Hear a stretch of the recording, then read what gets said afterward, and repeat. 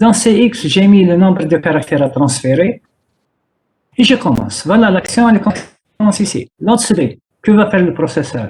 Lots B, ça veut dire la case de mémoire indiquée par SI qui contient 1209, donc ça veut dire je suis là. Il prend son contenu, il le charge dans AL, il le ramène dans le processeur. Classe le caractère dans le processeur. Ben, on fait quoi? Stores B. On prend ce caractère et on l'envoie à la case mémoire destination à cette adresse-là. Mais dans les deux cas, maintenant, SI est incrémenté et DI est incrémenté après les transferts. Donc maintenant, SI et DI indiquent bien la prochaine case mémoire. Alors, je décrémente, parce que je viens de traiter un caractère, je décrémente CX, Kanumia, donc le Tsaotsain. Je essaie de voir, JNZ, c'est dire jump if not zero. Ça veut dire si CX n'a pas encore atteint la valeur 0. Jump if not 0. Donc si CX n'a pas atteint la valeur 0, où est-ce qu'il va aller? Il va revenir à encore, ici.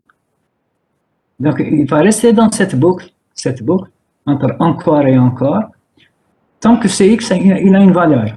Mais vous remarquez, à chaque itération, qu'est-ce qui se passe? CX est décrémenté de 1. Et quand CX devient nul, eh ben, on sort de la boucle et on aurait transféré source vers destination. Voilà. Et ça marche très bien. Ça marche très bien. On dit que donc on a utilisé des primitives de traitement de chaîne de caractères. Hein, vous pouvez les revoir à tête reposée. Et si vous êtes un peu costaud, je vous conseille, avec les primitives que je donne ici, aller programmer l'exemple de la figure A. Hein, l'exemple précédent de la figure A, hein, c'est de le programmer de la même manière, tout simplement. C'est très facile. OK. Alors, il y a une petite note en bas qui dit tout simplement que les registres pointeurs SI et DI, dont je suis en train de parler, on a dit ils sont utilisés dans le traitement de chaîne de caractères. Ils sont également utilisés dans les traitements généraux. En plus du traitement de chaîne de caractères, ils sont utilisés dans les traitements généraux. Je ne sais pas si vous vous rappelez de cela. Voilà. SI et DI. Je ne les ai pas mentionnés ici. Je crois que je ne les ai pas mentionnés ici. Parce qu'ici, j'ai fait seulement pour les registres généraux. Donc, je ne les ai pas mentionnés, ce n'est pas grave. Alors, je viens de dire tout simplement qu'ils peuvent être utilisés dans un traitement général. C'est quoi un traitement? Ou bien dans les mots d'adressage pour l'accès à la mémoire. Je donne des exemples où SI et DI ne sont pas utilisés dans le traitement de chaîne de caractères. Maintenant, j'ai le droit de dire move SI BX. Je transfère BX dans SI. Ça, c'est un traitement général. Ça. Je le fais également ici. Je peux dire additionner DI avec une constante. Ça, c'est un traitement général. DI n'est pas utilisé ici dans un traitement de chaîne de caractères, mais comme étant un traitement général. Je peux dire multiplier byte PTR SI. Mul, c'est pour dire multiplier. Multiplier quoi? Une case mémoire avec un accumulateur et la case mémoire, son contenu, c'est un byte. Donc, c'est une multiplication 8 bits, tout simplement. Ça, c'est incrémenter une case mémoire. Quelle est cette case mémoire? C'est DI. Mais là, DI indique une case mémoire sur 16 bits, pas sur 8 bits, tout simplement. Voilà, donc des choses qu'en principe, on doit voir dans le prochain chapitre, en principe. Inch'Allah. OK, j'ai terminé avec ça. Deux mots sur les deux registres qui me restent comme registre pointeur. SP et BP. Je crois que Madame Bouchen vous en a un peu parlé dans le TP. C'est ce que j'ai compris. Elle vous a donné un sens, le sens de la pile. Pardon. C'est pas l'endroit où je dois expliquer ça, mais je dis seulement deux mots. Parce que il faut qu'il y ait un enchaînement. Ça, c'est l'histoire du chapitre 3. Donc, je vais dire deux mots tout simplement. Ces deux registres sont surtout utilisés dans la manipulation de la pile. Ces deux registres pointeurs sont utilisés dans l'accès à la pile. Alors, c'est quoi la pile? Vous avez eu une petite idée dans le TP. C'est quoi la pile? La pile, c'est une structure de données qui est localisée au niveau de la mémoire. On accède à cette pile-là avec deux types d'instructions. C'est push et pop, empiler et dépiler. Cette structure de données, elle est l'IFO, c'est-à-dire le dernier qui rentre dans cette pile-là, c'est le premier qui sort. Et les deux seules opérations qui manipulent la pile, c'est push et pop. Alors, à quoi sert la pile? Deux mots, Barkan, c'est pas l'endroit où je dois expliquer ça. À quoi sert la pile? Je peux l'utiliser pour sauvegarder des adresses de retour lors des appels aux procédures, aux fonctions. Vous, dans les cours algo, vous travaillez avec les fonctions. Et vous savez, quand j'appelle une fonction, ça veut dire que je quitte le programme d'où je l'appelle, le programme principal, je vais aller à une fonction, puis je vais revenir au programme à la fin de la fonction. Comment le processeur sait où est-ce qu'il doit revenir à la fin de la fonction? Eh bien, il sauvegarde l'adresse de retour dans la pile. Ça peut être également pour le passage de paramètres à des fonctions, à des procédures. On peut passer des paramètres du programme principal aux procédures à travers la pile. Et elle est également très utilisée dans ce qu'on appelle sauvegarder le contexte du processeur lors des interruptions. Malheureusement, ce n'est pas le bon endroit pour l'expliquer. Alors là, il y a des registres, il y a SP et BP. Alors SP indique toujours le sommet de la pile. Indique toujours le sommet de la pile. Ça veut dire, si je dis push, empiler, il va aller au sommet de pile. C'est à partir de là qu'il va commencer à empiler. Et si je fais pop, c'est à partir de là qu'il va dépiler. Donc SP indique le sommet de la pile. Parce que la structure, elle est LIFO. Et donc SP voit la pile comme étant une pile. Parce que pourquoi? J'ai dit que la pile est une partie de la DRAM. Donc quand je travaille avec SP, donc la pile est vue comme étant une pile. Ça veut dire qu'elle a une structure LIFO. Et ces instructions, c'est push et pop. Mais je peux voir cette pile-là comme étant une partie de la mémoire. Personne ne peut m'empêcher de voir cette pile comme étant une partie de la mémoire. Donc, si je la vois comme une simple mémoire, donc les accès peuvent être même directs. Parce que quand je vois la pile en tant que pile, où j'utilise push et pop, les accès à la pile sont séquentiels. Hein? Quitte la pile bassa, d'accord? Vous rajoutez une assiette, vous la mettez au sommet. Vous rajoutez une assiette, vous la mettez au sommet. Vous ne mettez jamais une assiette au milieu de la pile. Donc, les accès sont séquentiels. Mais la pile, comme étant une partie de la mémoire, je peux la voir comme étant une pure mémoire. Et donc, je peux lui faire des accès directs à la mémoire. À ce moment-là, ça sera le registre BP qui est utilisé. Voilà ce que je peux dire sur ça. Parce que ce n'est pas l'endroit où je dois le dire. J'ai osé, avec votre courage, mais plus que cela, il faut attendre quand j'arrive à la programmation modulaire. Ok, alors j'avance s'il vous plaît. Donc ce qu'il faut retenir des registres pointeurs, c'est beaucoup plus le IP, le SI et le DI. C'est beaucoup plus cela pour l'instant. Alors j'arrive à un autre type de registre qui est dans l'architecture interne du processeur, c'est ce qu'on appelle les registres segments. Là, s'il vous plaît, je demande votre attention. C'est ce qu'on appelle les registres segments, ou bien les segment registers. Alors, de quoi il s'agit? Je crois également que vous avez parlé un peu de cela dans les TP, parce que vous avez vu, quand vous utilisez la commande D avec le debug, vous avez l'adresse segment et vous avez l'adresse d'offset. Hein, donc, séparé par deux points colonnes. Vous l'avez déjà vu et on vous a dit que ça, c'est l'adresse segment. OK, alors, à quoi servent les registres segments? Alors, je fais une petite introduction. La segmentation d'un programme, donc ça concerne la segmentation d'un programme. Donc, la segmentation d'un programme permet de séparer le code d'un programme de ses données et de sa pile pour une utilisation plus rationnelle de la mémoire centrale. وش معناها؟ معناها tout simplement quand j'utilise la notion de segmentation où les registres segments vont être utilisés, eh ben, je vais fragmenter mon programme ou bien je vais, si vous voulez, segmenter mon programme de telle sorte je vais utiliser d'une manière rationnelle ma mémoire centrale. Ma mémoire sera utilisée plus rationnellement. Ok? خليني ندخلكم في les détails maintenant. Alors, j'ai préféré le faire avec des schémas, pour que ça devienne plus clair. Alors, je prends le cas A.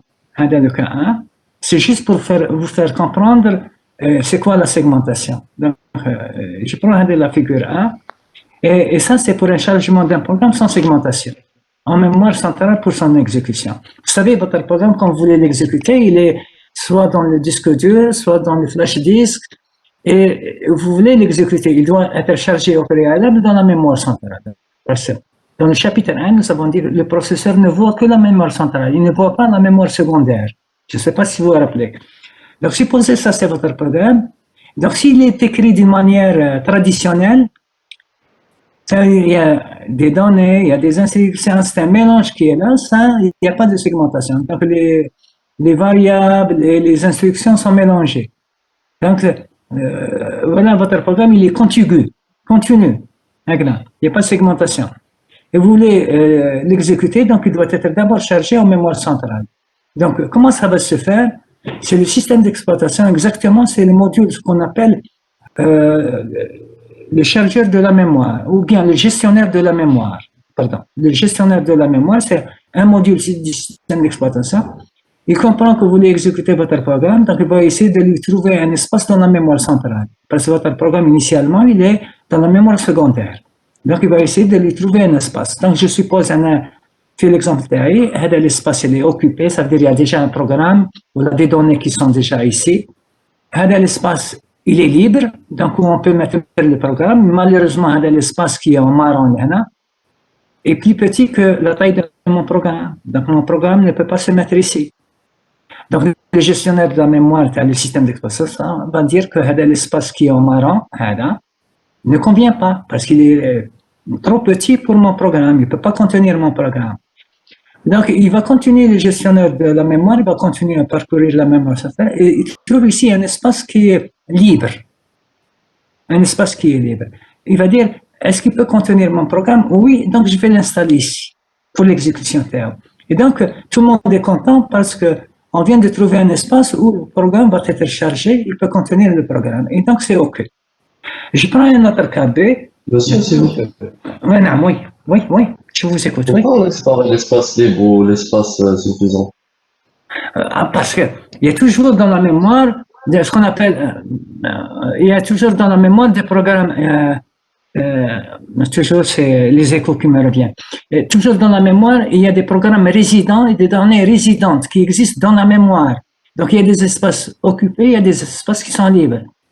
Donc, quand vous voulez exécuter un programme, ne dites pas que tout est disponible, toute la mémoire qui est disponible. Il y a déjà des programmes qui sont résidents dans la mémoire, qui sont chargés au démarrage de la machine, par exemple. Donc, ce n'est pas tous les espaces qui sont libres. Là, je suppose ça, c'est un espace occupé. Ça peut être des données système, ça peut être des programmes système. Là, également, ça, c'est libre. Ça, c'est libre. Mais la partie, je suppose qu'elle est libre, mais elle ne peut pas contenir le tout. Occupé, libre. Donc, il y a des choses. Monsieur, s'il vous plaît, je veux dire, à le libre suffisant, il y a une séparation, puisqu'elle a un faisceau disponible. Ok, j'ai compris. Ben, écoutez, parce que c'est moi qui fais les schémas, je ne parle pas d'un livre, et parfois, je ne fais pas attention à des petites choses, parce que je ne prends rien d'un livre.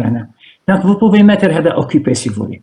Je l'ai mis libre dans le sens où là, vous pouvez imaginer qu'entre il y a un petit espace qui est occupé, tout simplement, pour faire la frontière entre les deux. Ah, d'accord, merci. OK. Pourquoi? Je vais vous expliquer. Je suis toujours franc avec mes étudiants. Jusqu'à cette année, je n'ai jamais enseigné avec les slides. Et je n'ai jamais pris avec moi un cahier ou des feuilles pour aller enseigner. OK?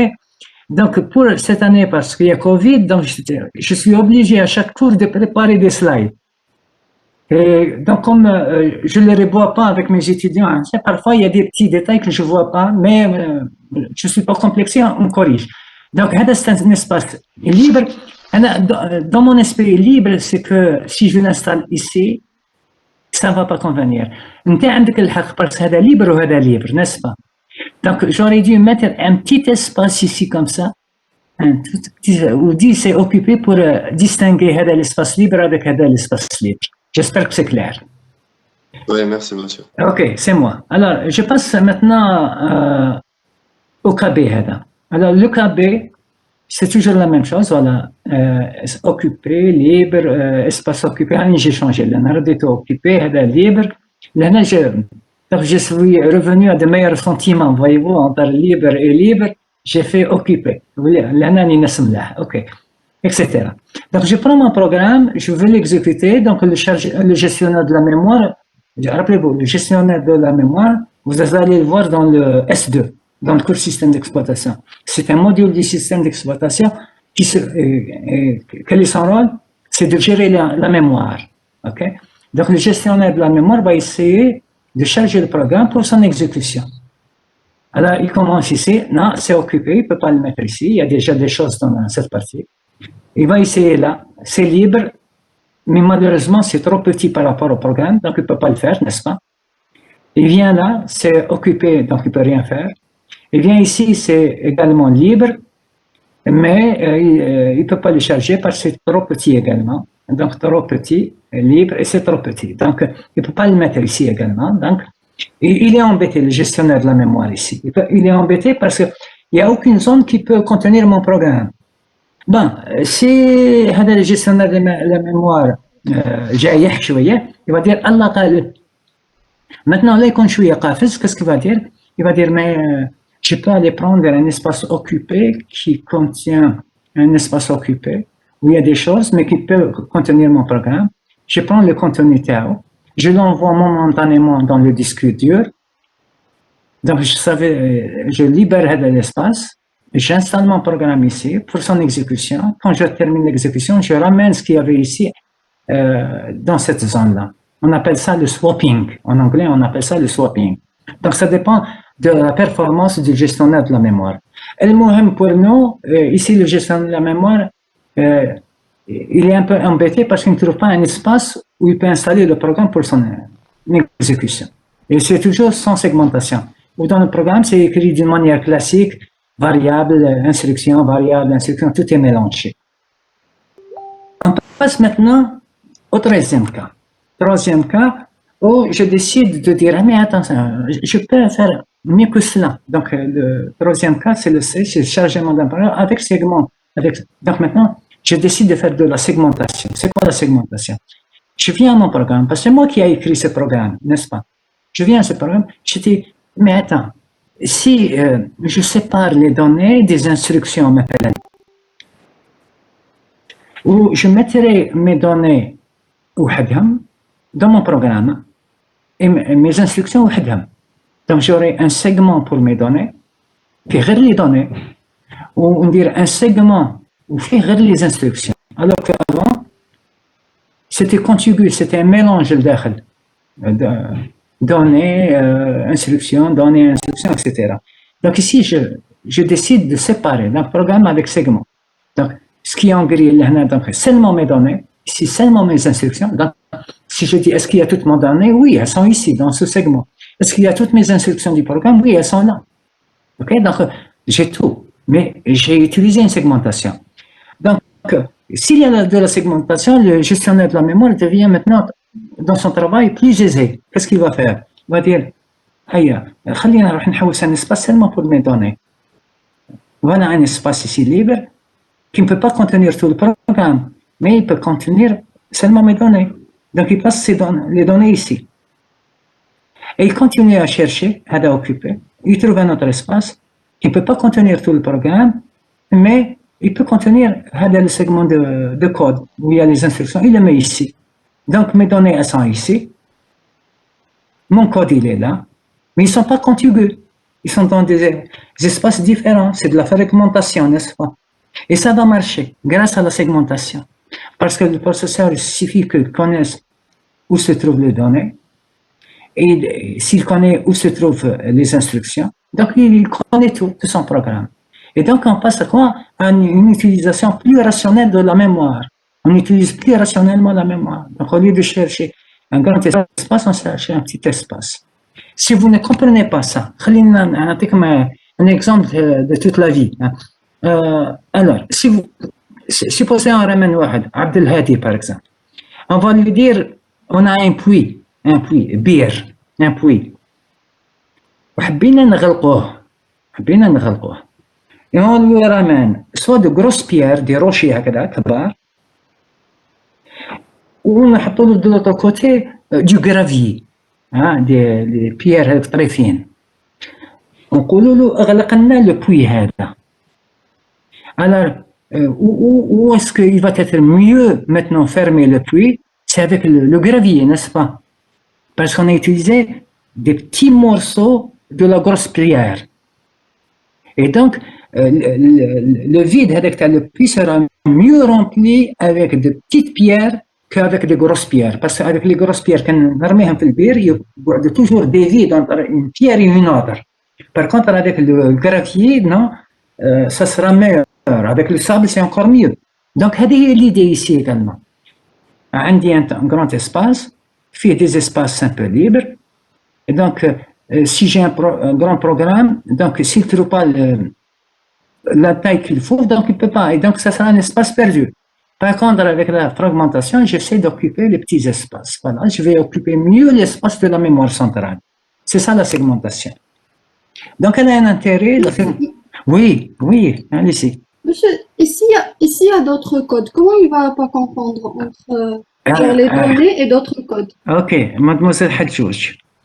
Le gestionnaire de la mémoire va retenir les adresses de début les programmes que vous voulez exécuter, c'est-à-dire le programme le plus récent que vous avez demandé à exécuter. Supposez que ce programme s'appelle Linda. Ok? Et donc, il garde trace des adresses de Linda, il ne garde pas de Abdelhadi. Parce qu'Abdelhadi, on n'a pas demandé de l'exécuter. Désolé, Abdelhadi, ce n'est pas t'exécuter. Moi, on ne veut pas t'exécuter. Ok? Donc, le processeur va garder les adresses des programmes que vous avez demandé à exécuter.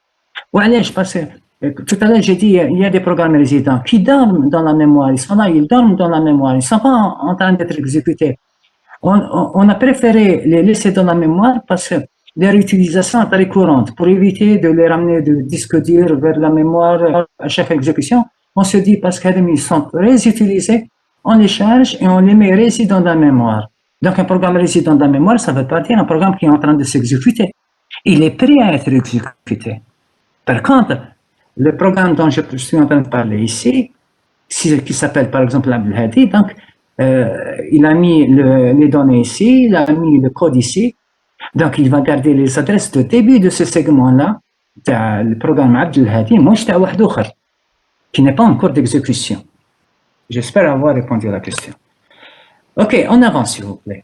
Alors maintenant, ce que je parlais d'un, c'est moi, je parlais d'un sens large. Maintenant, je vais dire, et c'est quoi la segmentation avec le microprocesseur Intel 8086? Maintenant, je deviens plus spécifique, n'est-ce pas? Alors, le microprocesseur 8086, je suis là, peut utiliser 4 segments à la fois. Donc, il peut utiliser 4 segments à la fois, à savoir un segment de données qu'on appelle data segment. Et lui, il va contenir seulement les données. Il peut utiliser un autre segment de code qu'on appelle code segment. Un autre segment qu'on appelle segment de pile qui va contenir seulement la pile. Et un segment supplémentaire pour les données au cas où j'ai des données dans mon traitement qui dépassent, par exemple, la taille d'un segment. On va arriver à cela. Donc, j'ai un segment supplémentaire. Dans le cas où j'ai beaucoup de données à traiter et un segment ne peut pas en contenir le tout, je peux utiliser ce qu'on appelle un segment supplémentaire. Ok, donc, à un instant donné, le processeur peut voir 4 segments à la fois. Un segment pour les données, un pour le code, un pour la pile, un pour les données supplémentaires. Oubliez pour l'instant les données supplémentaires, on la laisse pour plus tard. Alors, chacun de ces segments, avec le 8086, je suis en train de parler de la segmentation avec le 8086. Chacun de ces segments est de taille maximale de 64 kilobytes. Ok? Ça veut dire, chacun de ces segments, c'est 64 kilobytes. En d'autres termes, si je suppose que ça, c'est un programme que j'utilise avec le 8086, donc comme ça, c'est un segment de données. Donc, je peux aller jusqu'à 64 kilooctets de données. 64 kilooctets de données, ça veut dire 65 536 octets. OK? C'est ça, 64 kilooctets. Et je peux aller à 64 kilooctets d'instructions. Donc, chaque segment, avec le 8086, il est de taille maximale de 64 kilobytes. Pourquoi j'ai utilisé le terme maximal? Bah, ma foi, parfois, je n'écris pas chaque matin un segment avec 64 kilooctets. Donc, je suppose que c'est des caractères. Je n'ai pas chaque matin une chaîne de caractères de 64 kilo-octets de caractères. 64 kilos, comme j'ai dit, c'est 65 536. Parfois, il y a moins. Moi, parfois, j'ai seulement 8 données à traiter dans mon programme. Alors, le processeur, il réserve 64 kilo-octets. Donc, voilà, le maximum, c'est 64 kilo-octets pour un segment. Alors, ça veut dire que le segment de données max, c'est 64 kilo-octets, segment de code max, c'est 64 kilo-octets, et de 64 kilo-octets, ou de 64 kilo-octets au maximum. Donc, je peux avoir un programme où il y a des segments, chaque segment est de 64 kilo-octets. Et à un instant donné T, إذا من بعد تقولوا لي غلط نعاود نفكركم أن نقول à un instant donné T, le processeur ne peut voir au maximum que 4 segments. OK. Alors, maintenant, il existe 4 registres segments, chacun sur 16 bits. Vous vous rappelez هذا. Voilà, ils sont 4, n'est-ce pas? 4. Hop, il y a une erreur. Il y a une erreur, s'il vous plaît, dans mon schéma. شفتوا هذا là où j'indique هذا le IP il est là. هذا ce n'est pas IP هذا. Donc ça peut être que CS. Je vais le corriger plus tard, mais vous ici c'est CS, s'il vous plaît, c'est pas IP. Je suis en train de parler des registres segments. OK? J'ai dû faire copier-coller vers IP. Donc ça c'est CS. بدا يبان العيوب تاع الدوكيومون تاعي. Alors, OK, je suis là. Donc, il y a 4 registres segments, DS, CS, SS, c'est ce qu'on vient de voir. Chacun de ces registres segments qui sont sur 16 bits, donc, s'il vous plaît, distinguez entre un segment et un registre segment. OK? Un segment, c'est celui qui va contenir les données, les instructions, et celui qui est au maximum 64 kilo-octets. Maintenant, le registre segment, il y en a 4, ils sont dans le processeur. Parce que les segments, ils sont dans la mémoire. Et les registres segments sont dans le processeur. Chacun de ces registres définit quoi? Ce qu'on appelle l'adresse segment du segment correspondant. Maintenant, si je vais aller dans DS, c'est un registre qui est dans le processeur. Son contenu, c'est pour m'indiquer l'adresse segment du segment de données. En d'autres termes, il va m'indiquer l'adresse de débit de ce segment. CS va m'indiquer quoi? L'adresse segment du code segment. SS, qui est un registre dans le processeur, il va m'indiquer où se trouve le stack segment dans la mémoire. Et ES va m'indiquer où se trouve cet extra segment. OK? Donc, encore une autre fois. Donc, il y a les segments. Ça, c'est la fragmentation de mon programme dans la mémoire. Donc, au moins, ils sont sur 64 kilo-octets. C'est des segments, c'est des espaces dans la mémoire. OK, les registres segments, ils sont dans le processeur. Et les registres segments, c'est quoi le rôle de c'est de contenir les adresses segments des segments correspondants. Ça veut dire DS s'occupe du segment data segment. Et CS, c'est un registre qui va s'occuper de quoi? Il me donne l'adresse segment du code segment, etc. Donc, là, je crois que vous comprenez comme ça. Quand je demande l'exécution d'un programme, خلينا نولي هذا l'exemple. Mon programme, il est dans la mémoire et je veux l'exécuter. Donc, on a dit gestionnaire de la mémoire, pardon. Okay. Le gestionnaire de la mémoire va faire quoi? Il va essayer de trouver un espace pour le segment de données. Maintenant, il va هذا يحطه. C'est pas obligé qu'on nous laisse في بعضها في la mémoire. Il va essayer de trouver un espace pour le code segment. Maintenant, هذا occupé Allah غالب. Et là, c'est libre, il va mettre هذا ici. Donc, dès que le gestionnaire de la mémoire installe le data segment, il prend l'adresse de début, il la charge dans le registre DS. وهذا il va le charger dans le registre CS. Donc, dès qu'il installe les segments, il prend la première adresse, il va les charger dans les registres segments qui sont dans le processeur. C'est ce qu'on appelle la segmentation. Alors, on va maintenant aller au détail. Laissez-moi vous dire que dans un segment, il y a plusieurs adresses. Dans un segment, il y a plusieurs adresses. En fait, l'adresse segment, c'est ce que vous avez vu en TP. Là, c'était quand vous faites la commande D. Vous avez une adresse, deux points, une adresse. La première adresse qui est citée, c'est celle-ci, c'est l'adresse segment, tout simplement. Donc, si vous avez fait la commande D, cette adresse, ça sera l'adresse de CS. Si vous avez fait, ça sera l'adresse de DS, parce que si vous faites D, vous avez les données de la mémoire. Si vous avez fait A, la commande A pour écrire un programme, eh ben, ça sera l'adresse segment qui sort donc sur votre écran. La première adresse, ça sera l'adresse de CS, etc. OK, donc les adresses dans un segment. On distingue trois types d'adresses dans un segment. Trois types d'adresses dans un segment. Ça veut dire trielo, un segment, qui soit donné, qui soit pile, qui soit code. On a trois adresses, trois types d'adresses. Trois types d'adresses. OK? trois adresses. Trois types d'adresses. OK? ثلاثة أنواع تاع les adresses. مش trois adresses. Trois types d'adresses dans un segment. Quelles sont ces adresses? L'adresse segment, c'est l'adresse qui est contenue dans le registre segment correspondant. Hein? Elle est contenue dans le registre segment correspondant qui est dans le processeur. Mais elle a également l'adresse effective. Alors, on dit l'adresse effective, on la note généralement EA, parce qu'en anglais, on dit effective address. OK? Donc, EA, c'est l'adresse effective.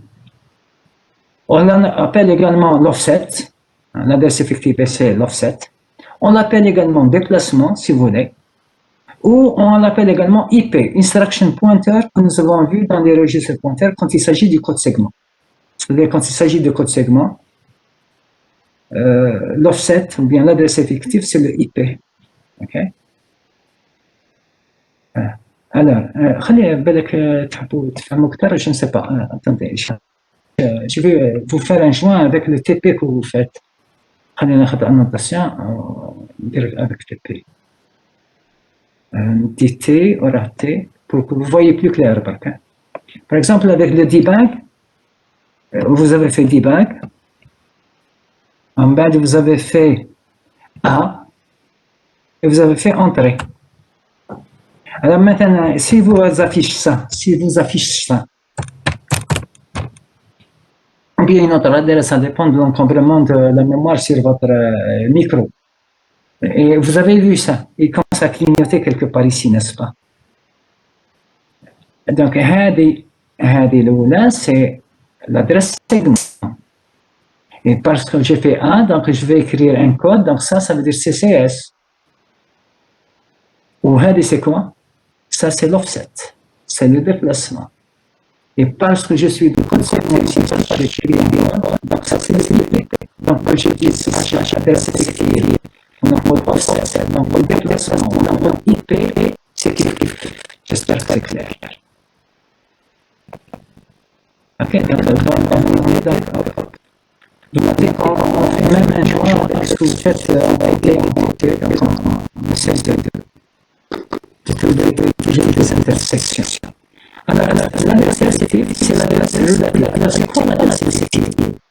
L'adresse effective, j'ai dit qu'un segment maximum 164 kilo, n'est-ce pas? Alors, l'adresse effective, il y a le déplacement, c'est l'adresse relative par rapport au début de ce segment. Quand je suis au début de ce segment, l'adresse effective vient de faire c'est 0. Quand je passe d'un octéagramme, comme ça, ça vient de etc. Et on a également, comme un segment de 67 kB, quand j'arrive au dernier octet de ce segment, sur les 67 kB, je serai alors c'est donc c'est tout ça que je dis quoi. C'est l'adresse relative par rapport au début d'un segment. Donc, cette adresse se mesure par rapport au début du segment. D'un segment, sa taille, c'est ceci. Donc, l'offset, c'est ceci. Les adresses effectives du premier byte d'un segment et du dernier byte d'un segment, je parle des adresses effectives. Alors, le premier est l'adresse 000, je suis au début du segment et on va parler de l'adresse relative. Et quand je suis à la fin d'un segment, c'est-à-dire 67 km, rajouter 0 au bras, ça devient FFF. Pourquoi? Parce que 16 bits, quand je suis au maximum, tous les bits sont 1, ça va faire FFFH. Inch'Allah, c'est clair. En plus de cela, on parle d'une autre adresse. Avec le premier objectif de classe, une autre adresse qu'on appelle l'adresse physique. Donc, on a vu l'adresse segment qui m'indique le début d'un segment. L'adresse physique qui m'indique par rapport au début du segment, je suis à la priorité. Mais il y a également l'adresse physique. Pour comprendre l'adresse physique, tout le monde se rappelle que le processeur sort avec un bus d'adresse de 20 bits qui ont dit qu'il est capable d'adresser une mémoire centrale de 1 bit détecté. Ok, quand le processeur génère une adresse, cette adresse c'est une adresse physique. Il fait générer. Le processeur sort avec le 20 bits d'adresse. Elle est véhiculée via les bases de données pour pointer une interprétation dans l'espace de la mémoire. Donc l'adresse physique, il faut retenir, c'est une adresse 20 bits.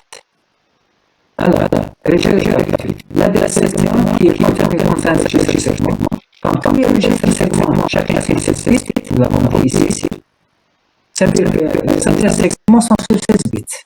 Chacune est sur 16 bits. L'adresse effective, qui est une adresse relative, elle est sur 16 bits.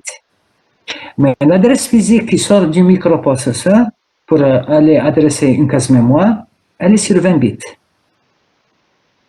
Donc, comment se fait cette transformation de 16 bits à 20 bits? C'est ce qu'on va essayer de voir ici. Donc, voilà la construction de l'adresse physique par le microprocesseur. Parce que ce qui sort sur le bus d'adresse du microprocesseur, c'est une adresse 20 bits. Ok, je fais un rappel. La taille du bus d'adresse du microprocesseur 93 est 20 bits. Alors, comment le processeur arrive à construire cette adresse 20 bits? Eh bien, tout simplement, il se dit, dans le segment où je suis à quel offset? Rappelez-vous, l'offset, c'est l'adresse effective. C'est-à-dire, je suis à combien d'octets par rapport au début du segment? Plus quoi? Plus l'adresse segment. Voilà l'adresse segment. L'adresse segment, vous vous rappelez, j'ai dit ce qui est en jaune, la zone jaune. J'ai dit, c'est l'adresse qui m'indique le début du segment. Donc, sur 16 bits également. Mais ce qu'il fait, il prend l'adresse segment. C'est le processeur qui le fait pour construire l'adresse physique. Il prend cette adresse segment qui est sur 16 bits. Il la multiplie par 16. Elle devient 20 bits. Vous allez me dire, mais comment il peut faire ça? Alors, suivez s'il vous plaît attentivement ce que je vais vous montrer. La notation. Suivez très bien s'il vous plaît. Tout le monde raisonne avec moi et on va trouver multiplié par 16 c'est quoi? Trillo, j'écris un bit en binaire. Un bit en binaire. Voilà. Voilà. Un en binaire, n'est-ce pas? كنقول لكم que vous ce bit تقولوا لي واحد, n'est-ce pas? Mon écriture va être en binaire. نقول لكم خلينا نزيد له زيرو هكذا. Je suis en binaire. Il est devenu combien? 2. كان هكذا 1, n'est-ce pas? Je suis en binaire, raisonner en binaire. Si je lui fais un 0 ici, il devient combien? 2. Qu'est-ce que j'ai fait de ce 1? Je l'ai décalé à gauche, c'est un 0. كنزيد له un autre 0. هذاك le 1 كان initial, شحال ولا درك؟ 4. N'est-ce pas? Je suis en binaire. كنزيد له un autre 0, toujours en binaire. Le 1 الأصلي هذاك الأول, il est devenu combien maintenant? 8. Et si je lui rajoute un 1, le 1 initial avec il est devenu combien? 16. Ok? Donc, le fait de prendre un nombre, que dans notre exemple c'était 1, et je lui fais 4 zéros à droite, comme si ce nombre je l'ai multiplié par 16. Qu'il y en a 1, je l'ai décalé et j'ai rajouté 4 zéros à droite. Que devient ce nombre? Comme si avec le nombre initial, je l'ai multiplié par 16. Donc, si je prends l'adresse segment et je la multiplie par 16, ça équivaut à faire quoi? C'est prendre cette adresse segment qui est sur 16 bits, la voilà. Je la décale à gauche, je la 4 zéros à droite. Le fait de lui rajouter 4 zéros à droite comme si cette adresse qui est en jaune, allez, je viens de la multiplier par 16. Voilà, adresse segment multiplié par 16. OK? En bas, le processeur fait quoi? Je sais que c'est un peu compliqué. Il fait quoi? Le processeur somme l'offset avec l'adresse segment fois 16. Et la somme serait quoi maintenant? Une adresse sur 20 bits. Hein? Parce que هذا كان 16 bits وحده. نسيت له كود 0 ولا sur 20 bits. Et donc, le total, l'adresse physique, elle sera sur 20 bits. Et puis, il travaille toujours de cette manière-là. Je ne sais pas si vous avez des questions, mais rappelez-vous de ce que j'ai expliqué ici. La clé de l'explication ici, c'est ça. Si vous prenez un nombre, vous lui rajoutez en binaire, vous lui rajoutez 4 zéros à droite, comme si vous l'aviez multiplié par 16. OK. Que veut dire tout cela? خلينا ناخذ un exemple pour que ça devienne clair. Hein? Parfois, c'est les exemples qui éclaircissent la situation. Ne vous découragez pas, ça va venir. Ça va venir. OK. Supposez que, comme on a expliqué tout à l'heure, le gestionnaire de la mémoire cherche un espace pour mettre le code segment ici d'un programme, il trouve un espace où il يحطه لهنا. OK. Donc, dès qu'il le met ici, il donne à CS une valeur. مثلا عطلها 1 2 3 4 parce que le gestionnaire لما كيحط le code segment ici, il connaît il est où. Donc, il donne à CS 1 2 3 4. OK, من جهة 1 2 3 4, c'est le fait d'avoir installé le code segment ici. 1 2 3 4. Alors, si je fais maintenant CS fois 16, ça devient combien? CS fois 16. Bah, tout à l'heure, je raisonnais en binaire, mais maintenant, je suis en train de raisonner en hexadécimal. Parce que le H veut dire hexadécimal. Donc, les 4 zéros binaires, en hexadécimal, ça devient un seul zéro. Voilà, le 0. Donc, CS fois 16, ça devient 1, 2, 3, 4, 0H. Ça devient une adresse sur 20 bits. Sur 20 bits. Que représente cette adresse-là? Que représente cette adresse-là? Elle représente exactement l'adresse physique de cette case mémoire, de la première case mémoire du code segment. Donc, CS fois 16 représente l'adresse physique qui est sur 20 bits, c'est ce qui sort sur le bus d'adresse de la première case mémoire du premier octet, hein, noté 0 à 7, du premier octet du code segment. Et vous savez qu'un code segment est au maximum 64 kilo-octets. Donc, quand je fais CS fois 16, j'ai l'adresse de début physique du code segment. Et l'adresse physique, elle est toujours sur 20 bits. L'adresse physique, elle est sur 20 bits. Hein, 0 à 19, ça fait 20 bits. Bon, si, alors, خلينا نتخيلوا. تخيلوا, ce n'est pas le code segment. تخيلوا, c'est le data segment. Donc, je ne parlerai pas de CS. Je parlerai de DS. Et donc, DS fois 16 me donnerait l'adresse de début du data segment, de ma première variable dans le data segment, etc. OK. Maintenant, si je fais CS fois 16 plus FFFF, je suis où? Je suis ici. Parce qu'on a dit l'étendue, c'est combien? L'étendue, c'est 64 kilooctets. Donc, quand je passe d'ici et je rajoute FFFF, ça, c'est l'adresse quoi? C'est l'adresse effective qui est sur 16 bits. Hein, c'est l'adresse qu'on a dit, l'adresse relative par rapport au début du segment. Et donc, j'obtiens cette adresse qui est là, 2233 FH. Et que constitue l'adresse 2233F? Elle constitue l'adresse physique. Alors, quand je dis physique, ça veut dire qu'elle est sur 20 bits. Elle constitue l'adresse physique du dernier byte du code segment. Et que veut dire CS fois 16? C'est l'adresse physique du premier byte du code segment. Mais c'est des adresses physiques. Sur le bus d'adresse. Je ne sais pas si vous avez des questions, parce que ça, c'est très important ce que je viens d'expliquer maintenant.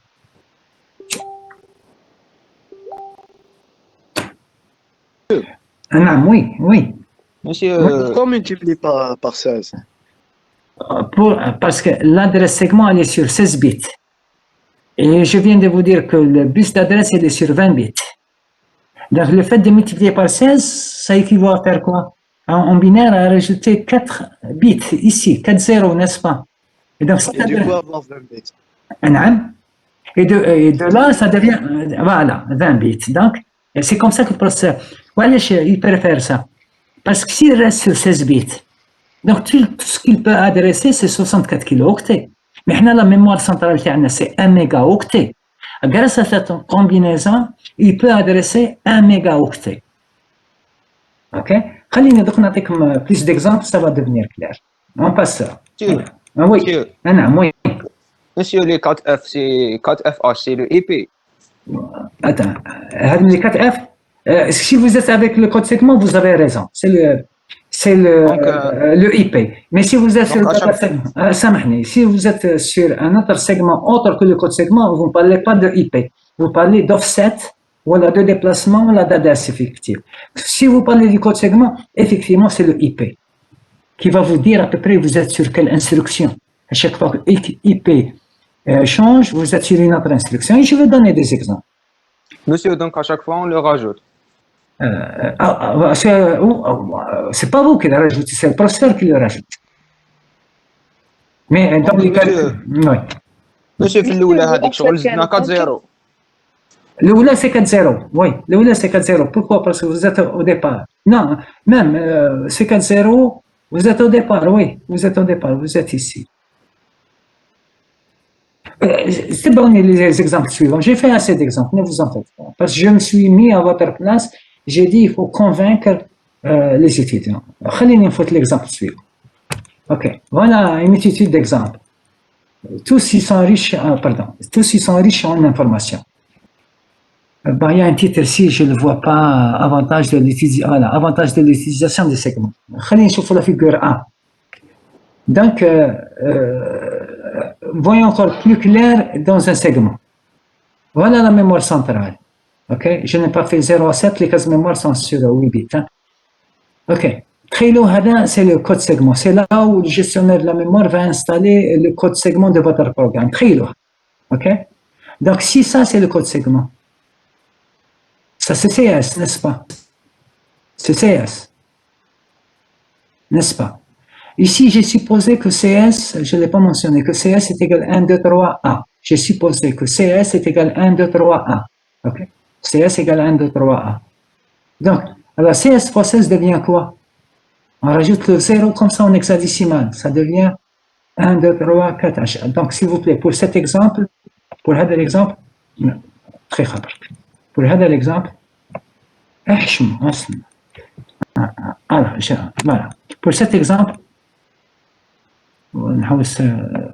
je suppose ici que CS, je suppose que CS est égal à 1, 2, 3, AH. OK? Je suppose que le gestionnaire de mémoire, en allant chercher un espace dans la mémoire centrale, il a trouvé un espace, et donc CS est égal à cette valeur. Alors, si CS est égal à cette valeur, CS fois 16, c'est combien? On a dit on multiplie par 16, n'est-ce pas? Donc voilà, ça devient 1, 2, 3, A, 0, H. Que représente 1, 2, 3, A, 0, H? Ça représente la première adresse physique. L'adresse physique, ça veut dire sur 20 bits. De quoi? Du premier octet de ce segment. Allez, l'adresse TR. Si je prends maintenant CS fois 16, plus FFFF. Ça veut dire que je suis où? Bien sûr, les calculs avec CS égale à cette valeur, vous allez trouver 2, 2, 3, 9, H. Que représente ça? C'est l'adresse physique du dernier octet du code segment. Et de là, vers ici, il y a 64 kilooctets. OK? OK. Maintenant, Trello, en allant exécuter le programme, la prochaine instruction qui va s'exécuter est celle qui est en gris. Trello, que la prochaine instruction qui va s'exécuter, c'est Hadi. Et je suppose que cette instruction, elle est un déplacement égal à combien? 3, 4, 18, 1 BH. Je suppose que je suis à cette adresse. OK? Adresse effective, Hadi. Parce que ça, c'est l'adresse relative par rapport au segment. Ça veut dire je suis à 3, 4, 1 BH octet par rapport au début du segment. C'est quoi l'adresse physique de cette instruction-là? Ça va être 16 plus 16 plus la valeur, le déplacement. Si vous faites le calcul, l'adresse physique, ça va vous donner ça. c'est CS fois 16 plus le déplacement pour arriver ici. Et voilà l'adresse physique qui est sur ce bits. Donc, on distingue trois types d'adresses. Okay? L'adresse segment qui est dans le registre segment, l'adresse physique qui est sur 20 bits, et l'adresse effective qui me dit je suis où par rapport au début du segment. E1, c'est effective adresse. C'est par rapport au début de ce segment. OK? Donc, j'ai toutes les adresses qui sont là. Alors, c'est un exemple. Alors, si je veux voir maintenant comment un programme peut être chargé en mémoire, un exemple, ça c'est quand je fais de la segmentation, comment un programme est chargé dans la mémoire. Ça c'est la mémoire. Donc, si le gestionnaire de la mémoire suppose que mon programme tient un code segment, un data segment, extra segment et stack segment. Pas toujours les 4 segments qui sont présents. Hein. Ça dépend de la complexité de mon programme. Donc, supposez que le gestionnaire de la mémoire va installer ce programme en mémoire. Donc, il va essayer de trouver un espace pour un code segment qui peut contenir le code segment, 64 kilooctets. Très lourd. Donc, automatiquement, l'adresse de débit de ce code segment, ça va être CS fois 16, parce que l'adresse effective est égale à 0. Et maintenant, il commence à chercher un autre espace pour le data segment. Et on va supposer que ça, c'est occupé. Ce qui est en blanc ici, c'est occupé. Donc, il trouve un espace qui peut contenir 64 kilooctets. Donc, il installe le data segment ici. Automatiquement, l'adresse de débit de ce data segment devient quoi? DS fois 16. Ça, il va mettre l'extra segment ici. Il trouve un espace pour l'extra segment ici, de 64 kilooctets. Donc, l'adresse de débit devient à quoi? ES fois 16. Et s'il met la pile ici, c'est le stack segment, ça sera SS fois 16. Alors, s'il vous plaît, moi je les donne, mais vous concentrez-vous pour l'instant sur CS et DS, c'est largement suffisant. Alors, donc voilà, l'exemple B, c'est qui montre la séparation des segments dans la mémoire. C'est comme ça que les segments sont séparés. Donc, mon programme qui était contigu, maintenant, il n'est plus dans la mémoire. Voyez-vous, il est fragmenté. Même si c'est pas contigu. Mais le processeur ne trouve aucun problème pour savoir où sont les instructions, où sont les données, où sont les extra segments, etc. Un autre exemple maintenant. Le titre, c'est Avantage de l'utilisation des segments. Je pense S'il vous plaît, monsieur. Oui, je vous écoute. Oui, l'adresse de l'offset. Le premier schéma, on a indiqué l'adresse de CS2 au début, de la fin, au déplacement. Ou l'offset, oui. C'est le E1. Oui, le slide précédent, E1, c'est l'offset, c'est le déplacement, c'est l'adresse effective. خيري الاسم اللي يساعدك. الاسم اللي يساعدك هو هذا. OK? J'aurais même pu mettre, parce qu'il s'agit de code segment ici, j'aurais pu même mettre à la place de E1, j'aurais pu mettre quoi? IP, si j'ai envie. Parce que je suppose que c'est le code segment. OK, j'arrive maintenant au cas C. C'est un autre principe des segments. C'est ce qu'on appelle la relocation d'un segment dans un programme. C'est quoi la relocation? Alors, je vais faire un scénario. Mon programme va être exécuté aujourd'hui et va être exécuté demain sur la même machine. OK? Ce qui est en jaune, c'est mon programme va s'exécuter aujourd'hui. Ce qu'il y a ici, mon programme va être exécuté demain. OK?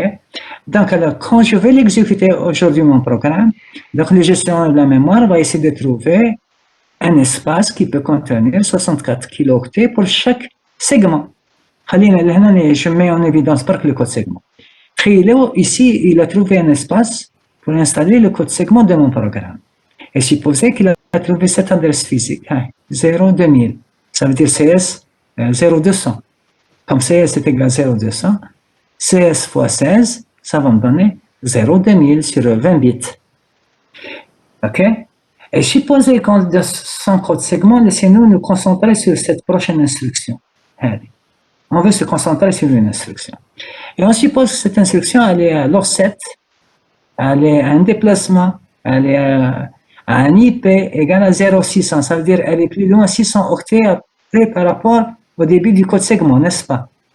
Donc, que devient l'adresse physique de cette instruction? On a dit c'est CS fois 16 plus EA, n'est-ce pas? Donc ça sera 0,2600, comme on a fait ici. Voilà, c'était ça l'adresse du début du segment. Allez, l'offset, et donc ça sera ça plus ça, qui donne ça. Ça, c'est aujourd'hui. Trilou, le même programme, demain, je vais l'exécuter. Demain, Inch'Allah. Sorte le câble. Inch'Allah. Demain, Inch'Allah, je vais l'exécuter. Donc, comme je veux l'exécuter demain, mon programme va rebelote, être chargé du disque dur dans la mémoire centrale pour être exécuté. Mais trilou que demain, l'espace a été pris par un autre programme. Il n'est plus disponible. Il était disponible aujourd'hui, il n'est pas disponible demain. Donc, que va faire le gestionnaire de la mémoire? Il va continuer à chercher un espace où il peut mettre le code segment. Trilou que demain, il a l'espace à la place de celui-là. Donc, faisons notre bilan. Je suis sur le même programme que j'exécute aujourd'hui et j'exécute demain. Donc, les instructions des Amkain Lehna, huma li kainin Lehna, parce que c'est le même programme. OK? Ça veut dire que l'instruction que je suis en train de prendre comme exemple, qui était à 600 octets par rapport au début du segment, donc l'offset 600H, elle est toujours à 600H. Parce que si elle n'est pas 600H, je ne suis pas sur le même programme. Donc, elle est à 600H. La même instruction, elle est à 600H. Mais qu'est-ce qui a changé? Qu'aujourd'hui, quand elle a l'espace disponible, donc CS était à 0200. Et donc l'adresse physique était 02000, parce que c'est CS fois 16. Ou donc l'instruction en cours, son adresse physique, c'était 02600H. Mais au doigt, l'espace n'est plus disponible. Et on a trouvé cet espace. Donc le CS a changé. C'est devenu 1 à 30H. Parce qu'il n'est plus disponible. Et donc CS fois 16 me donne ça. CS fois 16, je prends un 1, c'est devenu un 0 tout simplement. C'est devenu ça. Mais l'instruction qui était à 600H, elle doit rester à 600H, sinon je ne suis pas sur le même programme. Donc l'adresse physique maintenant, c'est quoi? C'est HAD plus 600. Ça me donne ça. Alors qu'est-ce que vous notez? Pour la même instruction entre aujourd'hui et demain, on dit même offset, heureusement. Mais je n'ai pas la même adresse physique. Et pourtant, je suis sur le même programme et l'exécution va être correcte.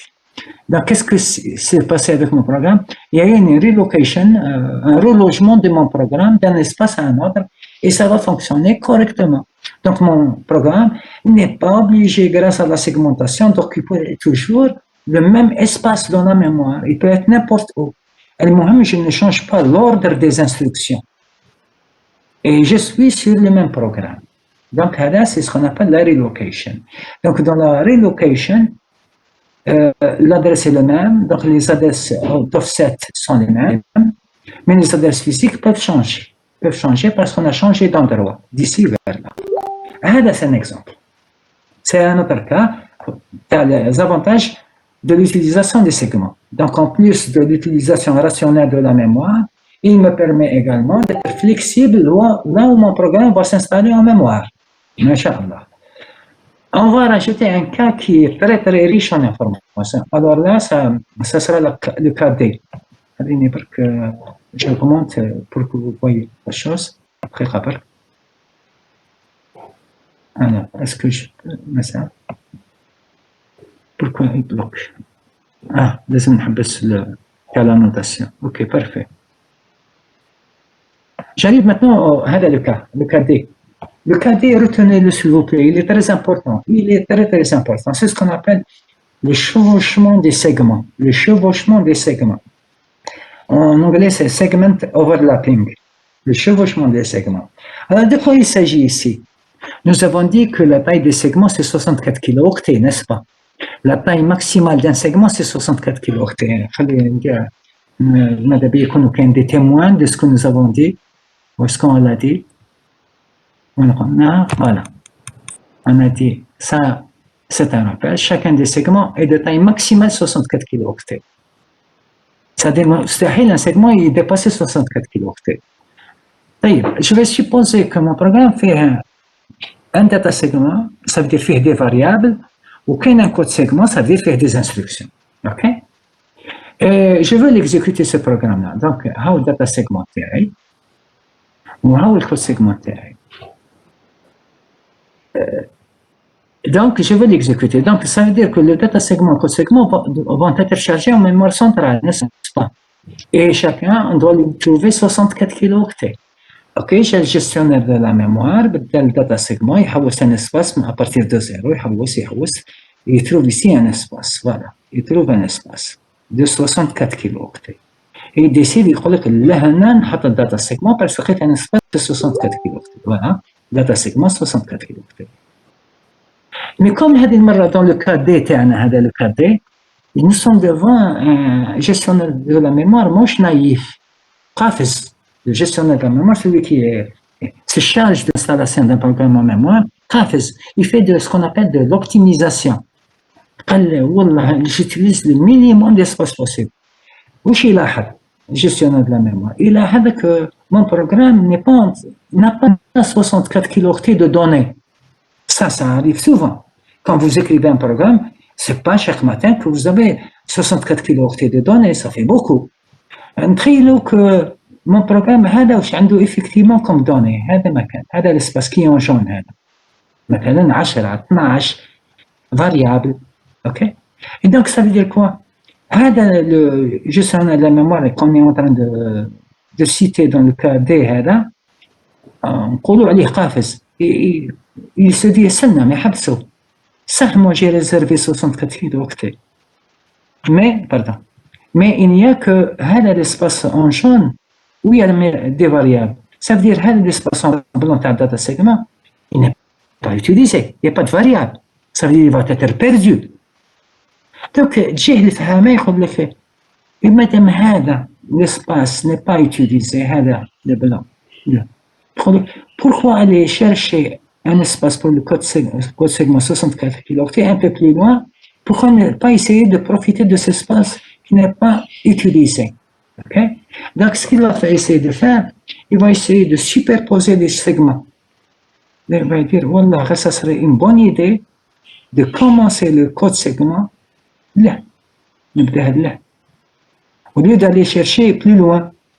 Et ça me permet d'optimiser l'utilisation de la mémoire.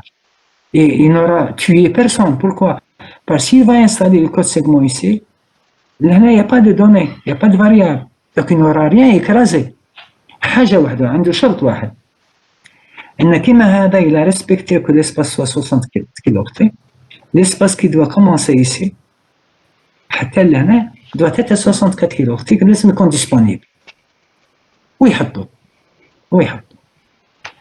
Et ça va marcher en disant, donc, on appelle ça le chevauchement des segments.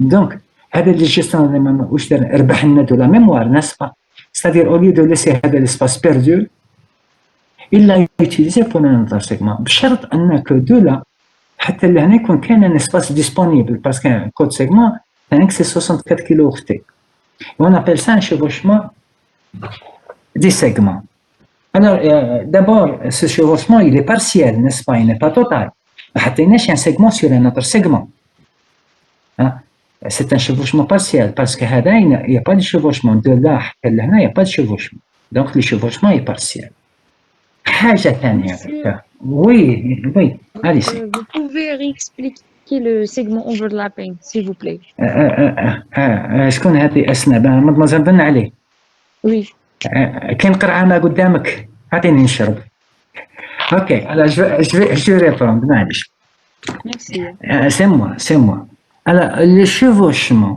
c'est quoi? C'est d'essayer de profiter d'un espace, d'un segment précédent qui n'est pas réellement utilisé. Vous le voyez ici. How data segment?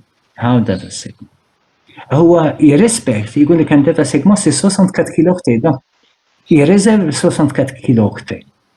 Mais nous avons في هذا cas, c'est pas tout, mon programme n'utilise pas tout le segment, j'ai peu de variables, ça veut dire qu'il va être effectivement occupé par le data segment, n'est-ce pas?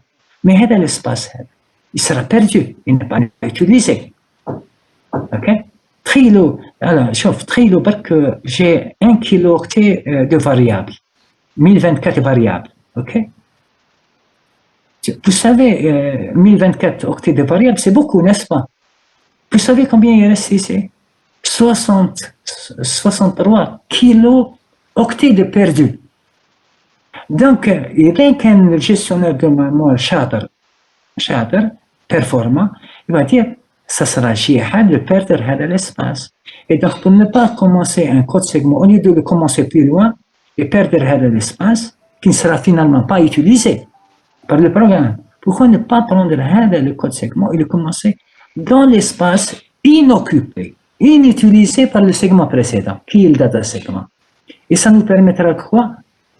D'aller récupérer l'espace qui n'est pas utilisé par le data segment. On appelle ça le chevauchement, mais c'est un chevauchement partiel. Enfin, j'ai dit, la première partie, il n'y a pas de chevauchement. Il n'y a pas de chevauchement. Mais il y a qu'un shorot, comme j'ai dit. Il y a 64 kilooctets. Si c'est vrai, donc il n'y a pas de problème. Ok. Si vous m'avez compris, alors écoutez cette question qui vaut de l'or, min dhahab. Si c'est clair, est-ce que le code segment peut commencer à n'importe quelle adresse physique du data segment? Est-ce qu'il peut commencer n'importe où?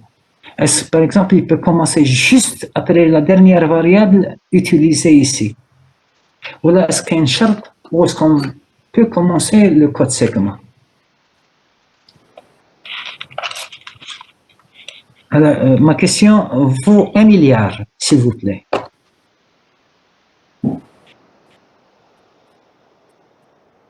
Est-ce que le code segment peut commencer à n'importe quelle adresse dans l'espace non utilisé de data segment? Ou là, il y a une charte, il y a une condition où est-ce qu'il doit commencer? L'espace n'est pas utilisé, donc normalement, il peut commencer n'importe où. Là. Oui, à condition qu'on a un autre espace après le data segment pour avoir occupé tout ce code segment. Très bien, mais il manque ce que je veux.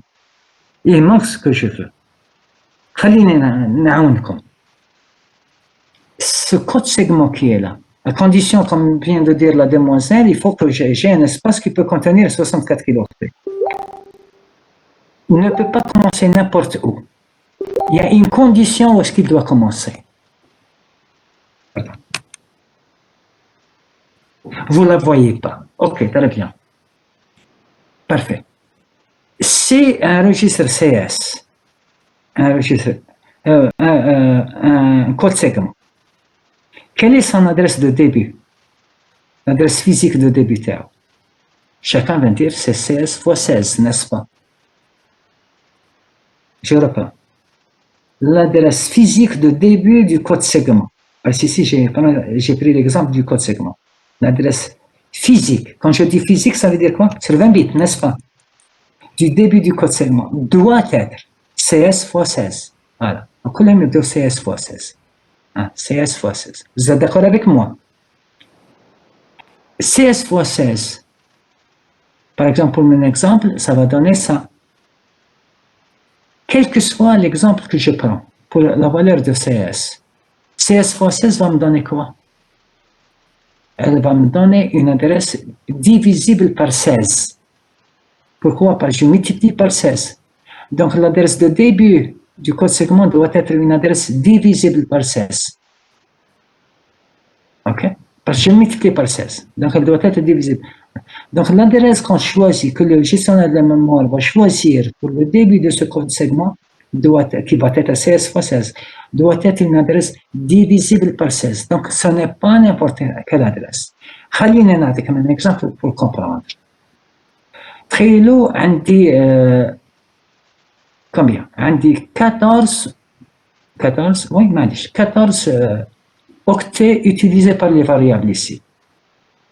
14 octets utilisés par les variables ici. Okay. Donc, si c'est 14, ça veut dire je vais aller de 0 jusqu'à 13, c'est ça? 14. Ok, match, 14. Ok, 0 à 14. Donc, je vais avoir 14 octets. Donc, ça commence par l'offset 0 jusqu'à l'offset 13. Ok? Ça veut dire que la prochaine adresse disponible, c'est combien? 14. Parce que de 0 à 13, c'est occupé. J'ai dit il y a 14 octets d'occupés. Donc la prochaine adresse disponible, c'est combien? C'est 14, n'est-ce pas? Est-ce que mon code segment peut commencer à cette adresse 14? Non. Non, non, elle n'est pas divisible par 16. Donc il va rejeter la case mémoire 14. Il va dire, معليش perdre une case mémoire pour gagner beaucoup. يروح la case mémoire suivante. Donc la suivante serait la case mémoire 15, n'est-ce pas? 15, est-ce qu'elle est divisible par 16? Non. Il va la refuser. باش يطيح في la case mémoire qui a l'adresse 16, à ce moment-là, dit, elle est divisible par 16. Et donc, il va la commencer à 16. OK? À 16. 16, et donc, il aurait perdu combien ici? 2 cases mémoire pour gagner des milliers de cases mémoire. Donc, perdre un peu pour gagner beaucoup. S'il vous plaît, votre micro. S'il vous plaît, votre micro. اللي راه مشى على الميكرو مروان حبست انا الميكرو الله يرضى عليك. Ok, donc perdre quelques octets pour gagner beaucoup, ça vaut le coup. Prenons un autre exemple. Supposez mon programme fait une seule variable d'un seul octet. Donc, s'il y a une seule variable, elle est là, n'est-ce pas? Elle sera donc à l'offset 0. Donc, ça veut dire que le prochain octet disponible, ça sera 1. Donc, il ne prend pas l'adresse 1, il ne prend pas 2, 3, 4, 5, etc. Donc, il va aller jusqu'à 16. Taqriban, il va perdre 15 octets pour commencer le prochain octet. Mais que vaut 16 octets devant 64 kilooctets qu'on va gagner? C'est énorme. Donc, ça veut dire que le chevauchement des segments, c'est quelque chose d'assez intéressant. Il permet d'optimiser beaucoup la mémoire. Voyez ça de près, d'ailleurs je donne même des exercices. Voilà, pour les gens qui veulent travailler la partie, voilà un exo 1, voilà un exo 2 concernant Hadi. Je vous conseille de les faire. Je vous conseille de le faire.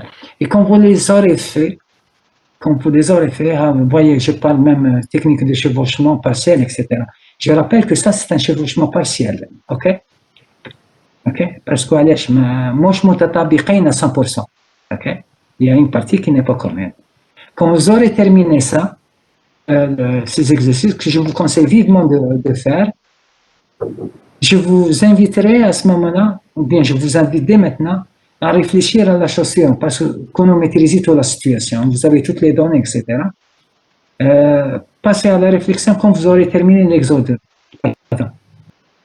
Voilà. Alors, la réflexion dit quoi? Selon vous, peut-on parler de chevauchement total? Le chevauchement partiel, n'est-ce pas? Ah, voilà. C'est quoi le chevauchement partiel? Prenez vos deux mains et dites sur la surface de chaque main, prenez le doigt, sur la surface de chaque main, c'est un segment. من الصميم حتى le poignet, c'est un segment. Prenez l'autre main également, c'est un segment, حطوهم فوق بعضهم, mais laissez de l'espace الفوق. C'est un chevauchement partiel entre les deux mains. هذا أنا فهمناه. C'est ce que je viens de donner dans le cadet.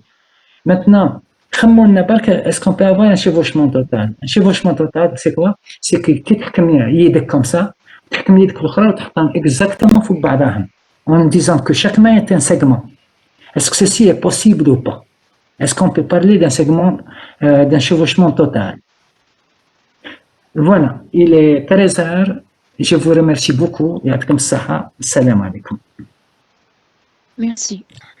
Merci, Saha. Slama, Saha. Slama, Saha, ma salama. À vous de même. Merci beaucoup. Merci beaucoup. Merci beaucoup.